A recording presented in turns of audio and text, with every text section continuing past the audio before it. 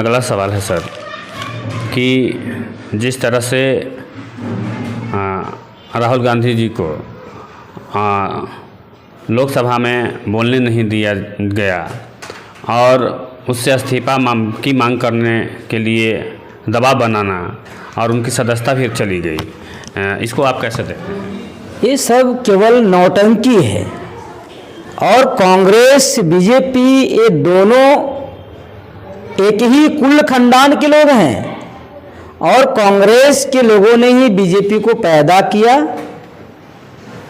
और यह दोनों सूझबूझ से ये कार्यक्रम चला रहे हैं और भारत के लोगों को इमोशनली ब्लैकमेल करने के लिए राहुल गांधी जी की सदस्यता रद्द करना, 2 साल की सजा सुनाना, यह सब कांग्रेस और बीजेपी की प्री प्लानिंग के तहत हो रही है।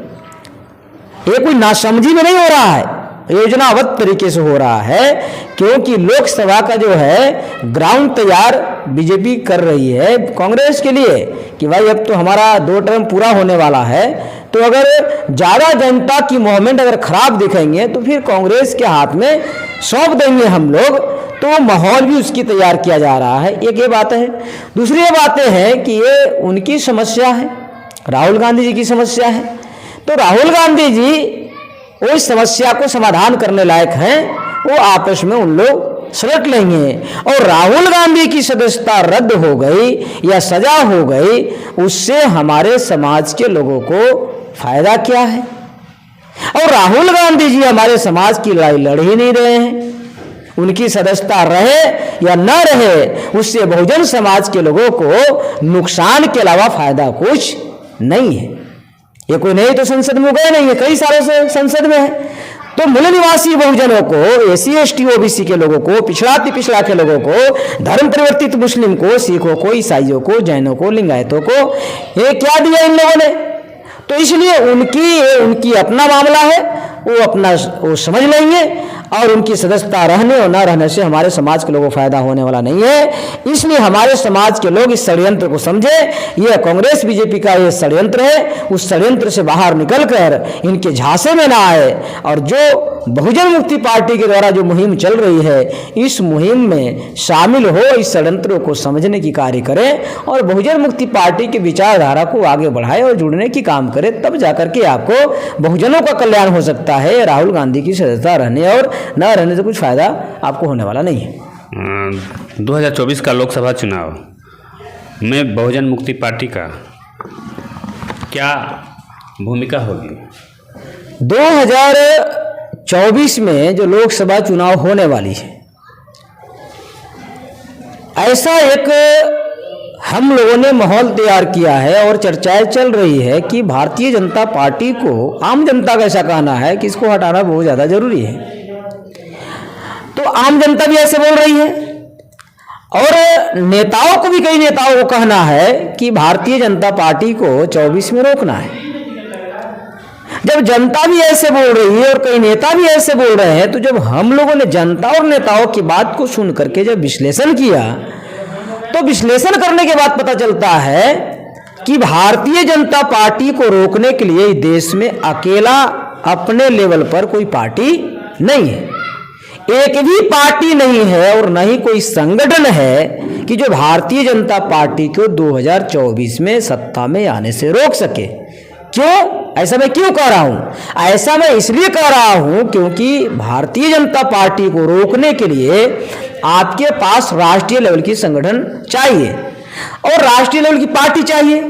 तो बहुजनों के पास जो बोलने वाले लोग हैं, उनके पास ना कोई राष्ट्रीय स्तर की संगठन है और ना कोई राष्ट्रीय स्तर की पार्टी है।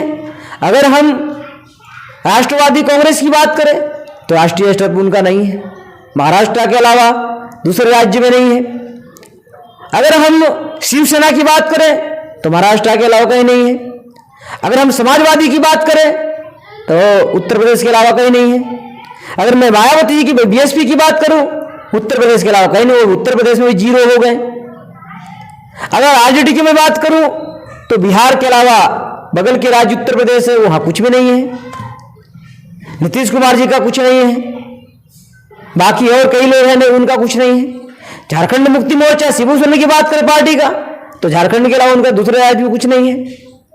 तो ये कई लोग कह रहे हैं कि भारतीय जनता पार्टी को हटाना होगा, बीजेपी मुक्त भारत बनाना होगा। तो बीजेपी मुक्त भारत बनाना होगा तो आपके पास, बीजेपी के पास राष्ट्रीय स्तर के संगठन है, राष्ट्रीय स्तर की पार्टी है, और उसकी बैक सपोर्ट में आरएसएस पड़ी हुई है, राष्ट्रीय स्तर के संगठन है। तो आप अकेला उसको परास्त नहीं कर सकते हैं। तो इसलिए हम लोगों ने ऐसा एक योजना बना रहे हैं, कार्यक्रम बना रहे हैं कि अगर भारतीय जनता पार्टी को सही में रोकने की तमन्ना है, नीतीश कुमार जी रोकना चाहते हैं, आरजेडी रोकना चाहती है, शिबू सोरेन जी रोकना चाहते हैं, या पप्पू यादव रोकना चाहते हैं, मांझी जी रोकना चाहते हैं, क्योंकि उपेंद्र कुशवाहा का तो रास्ता खुला हो गया, उधर जाने वाले हैं, बीजेपी के साथ जाने वाले हैं। पासवान जी का बेटा चिराग पासवान जी चले गए हैं, पहले मुकेश सहनी पहले जाके दामन थाम चुके हैं। इनको तो दलाली करने की लत ही लगी हुई है, तो कितना भी इनको शोषण किया जाए फिर वो अंत में वहीं चले जाते हैं। तो इस प्रकार से मायावती जी नहीं कर सकती हैं। तो इसके लिए हम लोगों को एक महागठबंधन तैयार करना पड़ेगा। उस महागठबंधन में जितने समविचारी पार्टियां हैं, उन समविचारी पार्टियों को आपस में मिलना होगा, आपस में मिलकर महागठबंधन बनाना होगा। और महागठबंधन जब बनती है तो राष्ट्रीय स्तर की संगठन तैयार हो जाएगा, और राष्ट्रीय स्तर की जब संगठन तैयार होगी, राष्ट्रीय स्तर की पार्टियां जब आपस में मिलेगी, तो हम बीजेपी को परास्त करने लायक हो सकते हैं। उसके बाद इस देश में सबसे बड़ा बहुजनों का एक मूवमेंट चलती है जिसका नाम है भारत मुक्ति मोर्चा, जिसके सदर, जिसके राष्ट्रीय अध्यक्ष आदरणीय वामन मेश्राम साहब हैं। उनकी राष्ट्रीय की संगठन है और उनके पास कई सहयोगी संगठन है। उनके पास एम्प्लॉइजों की संगठन है, उसके पास विद्यार्थी, भारतीय विद्यार्थी मोर्चा है, युवा मोर्चा है, रोजगार मोर्चा है, किसान मोर्चा है, राष्ट्रीय पिछड़ा वर्ग मोर्चा है, मुस्लिम मोर्चा है, ऑटो रिक्शा चालक संघ है, महिलाओं की संगठन है। तो उनके पास बहुत विशाल संगठन है। अगर उनका उस महागठबंधन में उनसे राय मशविरा किया जाता है, बहुजन मुक्ति पार्टी के लोग काफी उस दिशा में लगे हुए हैं कि हम लोग वामन मेश्राम साहब से दिशा निर्देशन, राय सलाह लेकर उनके दिशा निर्देशन में महागठबंधन बने। तो बहुजन मुक्ति पार्टी का भी जो राष्ट्रीय स्तर की ताकतें हैं, क्योंकि बहुजन मुक्ति पार्टी कोई एक राज्यों की पार्टी नहीं है, 22 राज्यों में हमारी काफी मजबूती है। तो हम 22 राज्यों में हम पूरे मजबूती के साथ में उस महागठबंधन में हम शामिल हो सकते हैं। और बाकी जो कई संगठनाएं, सामाजिक संगठनाएं चलाने वाले आदरणीय वामन मेश्राम साहब हैं, उनका भी समर्थन मिलेगा, तो हम लोग बीजेपी को 24 में रोकने लायक हो सकते हैं। अगर अगर लालू जी, पासवान जी, अगर नीतीश जी और पप्पू यादव जी या बहन जी ये सब बात करें, तो सर जी बात करें या अखिलेश यादव बात करें, तो इनके बस की बात नहीं है। ऐसी 2014 में भी एक बार हवा उठा था, 19 में भी हवा उठा था, महागठबंधन बनेगा, ये बनेगा, कुछ भी नहीं हुआ था। और दूसरी बार जो है जीत कर आ गई। और महागठबंधन अगर बनती है तो महागठबंधन के माध्यम से एक संयुक्त प्रेस वार्ता होगा कि अगर इतने बड़ा बृहद संगठन तैयार होने के बाद, महागठबंधन बनने के बाद भी अगर बीजेपी चुनाव जीत कर आती है, तो इससे सिद्ध होता है कि बीजेपी इलेक्ट्रॉनिक वोटिंग मशीन में घोटाला की है। जब घोटाला अगर करके चुनाव जीतती है तो इस देश में पूरा जन आंदोलन हो जाएगा, क्योंकि राष्ट्रीय स्तर के एक महागठबंधन बना है।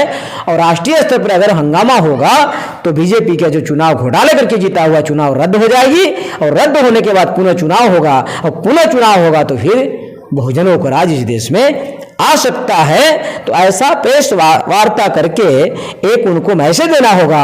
जब ऐसा मैसेज आएगा तो बीजेपी के लोगों को लगेगा कि अगर हम लोग इस साल घोटाला किए और घोटाला करके चुनाव में आए तो फिर ये छोड़ने वाले नहीं है, क्योंकि राष्ट्रीय स्तर पर बीजेपी नंगा हो जाएगी। ये ईवीएम चोर है, ईवीएम के द्वारा वोट चोरी करके सरकार बनाते हैं। ये मामला राष्ट्रीय स्तर पर जाएगा तो ये अंतर्राष्ट्रीय लेवल पर चला जाएगा। जब अंतर्राष्ट्रीय लेवल पर चला जाएगा तो देश और विदेशों में जवाब देने लायक नहीं रहेंगे। तो ये महागठबंधन से ही किया जा सकता है। आप अकेला किसी के बस की बात नहीं। हाँ, और बहुजन मुक्ति पार्टी के बिना भी संभव नहीं है। और मैं तो यहाँ तक कह रहा हूँ क्योंकि हम लोगों को मौके के हिसाब से कभी कभी आदरणीय वामन मेश्राम साहब से बातचीत होते रहती है, तो उनके पास जो बहुत बड़े योजना है, प्लानिंग है, क्योंकि राष्ट्रीय स्तर पर रात दिन घूमते रहते, कोई ऐसा दिन नहीं बैठते हैं। तो उनसे भी बहुत सारे मार्गदर्शन लिया जा सकता है। उनके मार्गदर्शन के बिना, उनके सहयोग के बिना बीजेपी को रोकना संभव नहीं है। इसलिए बहुजन मुक्ति पार्टी हम लोग हर समय आदरणीय वामन मेश्राम साहब को काफी कदर करते हैं। उनसे मौके के हिसाब से हम लोग को भी दिशा निर्देशन काफी मिलते रहता है। क्योंकि उनके पास बहुत बड़ी योजना है, प्लानिंग है। उस योजना प्लानिंग को अगर अमल किया जाए तो बहुजन समाज के लोगों को ही देश के शासक बनाया जा सकता है। जाते बिहारवासियों देशवासियों को क्या संदेश देना चाहेंगे? अंतिमतः मैं ये कहना चाहता हूँ कि अशोक सम्राट जी के जो जन्मदिन अभी चल ही रहा है, चलेगा लगातार महीने तक। तो इस अवसर पर मैं पूरे देशवासियों को, प्रदेशवासियों को मैं हार्दिक अभिनंदन और बधाई देता हूँ। और मैं अंतिम में संदेश देता हूँ कि हम लोगों को अगर पुनः फिर से अशोक सम्राट की राज लाना है, जो सोने की चिड़िया कही जाती थी, तो फिर से अगर सोने की चिड़िया अगर हम लोग को लाना है तो हम लोगों को, जो हमारे बहुजन मुक्ति पार्टी के कार्यकर्ता हैं, तमाम कार्यकर्ता, तमाम सदस्य, तमाम पदाधिकारी, चलो गांव की ओर सम्राट अशोक की विचारों को लेकर चल पड़े, बाबा साहब अम्बेडकर के विचारों को लेकर चल पड़े, अमर शहीद जगदेव प्रसाद के विचारों को लेकर चले, कर्पूरी ठाकुर साहब के विचारों को गांव-गांव तक, जन जन तक पहुंचाए और 2023 तक एकदम कसम खाकर 9 महीना तक ये काम करें। आने वाले समय में हमारे लोगों को, बहुजन समाज को इस देश का हुक्मरान बनने से कोई रोक नहीं सकता है। और बीजेपी की बस की बात नहीं है, कांग्रेस की बस की बात नहीं है, क्योंकि संख्या हमारे पास है, वोट हमारे पास है, उनके पास मात्र 3.5% है। 3.5% वाले लोग पंच और सरपंच नहीं बना सकते हैं। जो पंच नहीं बना सकता है, सरपंच कहाँ से बनाएगा? जो सरपंच नहीं बना सकता, मुखिया कहाँ से बनाएगा? जो मुखिया नहीं बना सकता, मुख्यमंत्री कहाँ से बनाएगा? जो प्रधान नहीं बना सकता, प्रधानमंत्री कहाँ से बना सकता है? जो राज्यपाल बनाने के पास, जिनके पास क्षमता नहीं है, राष्ट्रपति कहाँ से बना सकता है? इसलिए अगर हमारे कार्यकर्ता कल से अपने अपने गांव में, पड़ोसी गांव में, जब अपने अलग अलग जाति बिरादरी में अगर जाके मुहिम छेड़ देता है, शुरुआत कर देता है, तो आने वाले समय में बहुजन समाज देश का शासक बनने से कोई रोक नहीं सकता है। और फिर मैं पुनः अशोक सम्राट जैसे, जो उस समय राजपाट थे, कि उस समय किसी के घरों में दरवाजे नहीं होते थे, भारत को सूर्य की चिड़िया कहा जाता था, देश विदेश के लोग यहाँ आकर हमारे शिक्षा ग्रहण करने आते थे, यहाँ ज्ञान की भूमि कहा जाता था, फिर वो पुनः हम लोग वापस ला सकते हैं। इन लोग रामराज लाने में लगा हुआ है और हम लोगों को अशोक राज लाने में लगना चाहिए कि सम्राट अशोक जैसी राजपाट आनी चाहिए। ऐसा अगर हम लोग करते हैं तब जाकर हो सकता है। ऐसा करें। इस मौके पर मैं अपने कार्यकर्ताओं की अपील करता हूं। सभी को मैं धन्यवाद। जय मूल्यवासी। धन्यवाद कीमती समय देने के लिए।